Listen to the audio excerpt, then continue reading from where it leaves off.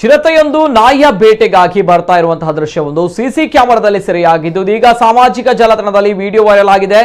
ದಕ್ಷಿಣ ಕನ್ನಡ ಜಿಲ್ಲೆಯ ಬಂಟ್ವಾಳ ತಾಲೂಕಿನ ನಾರಿಕೊಂಬು ಗ್ರಾಮದ ನಿರ್ಮಲ್ ನಿವಾಸಿಯಾದ ಜಯಂತ್ ಎಂಬುವರ ಮನೆಯ ಅಂಗಳಕ್ಕೆ ಚಿರತೆ ಬರ್ತಾ ಇರುವಂತಹ ದೃಶ್ಯ ಮನೆಯ ಸಿಸಿ ಕ್ಯಾಮೆರಾದಲ್ಲಿ ಸೆರೆಯಾಗಿದೆ. ನಿನ್ನೆ ರಾತ್ರಿ ಸುಮಾರು 2 ಗಂಟೆಯ ಹೊತ್ತಿಗೆ ನಾಯಿಯನ್ನ ಹಿಡಿಯಲು ಚಿರತೆ ಮನೆಯ ಅಂಗಳಕ್ಕೆ ಬರ್ತಾ ಇದ್ದಂತೆ ನಾಯಿ ಬೊಗಳಿದೆ. ತಕ್ಷಣ ಚಿರತೆ ಹೆದರಿ ವಾಪಸ್ಸು ಹೋಗಿದೆ. ಈ ಬಗ್ಗೆ ಸ್ಥಳೀಯ ಗ್ರಾಮ ಪಂಚಾಯತ್ಗೆ ವಿಚಾರವನ್ನ ತಿಳಿಸಲಾಗಿದೆ ಎಂದು ಮನೆಯವರು ಮಾಹಿತಿಯನ್ನು ನೀಡಿದ್ದಾರೆ.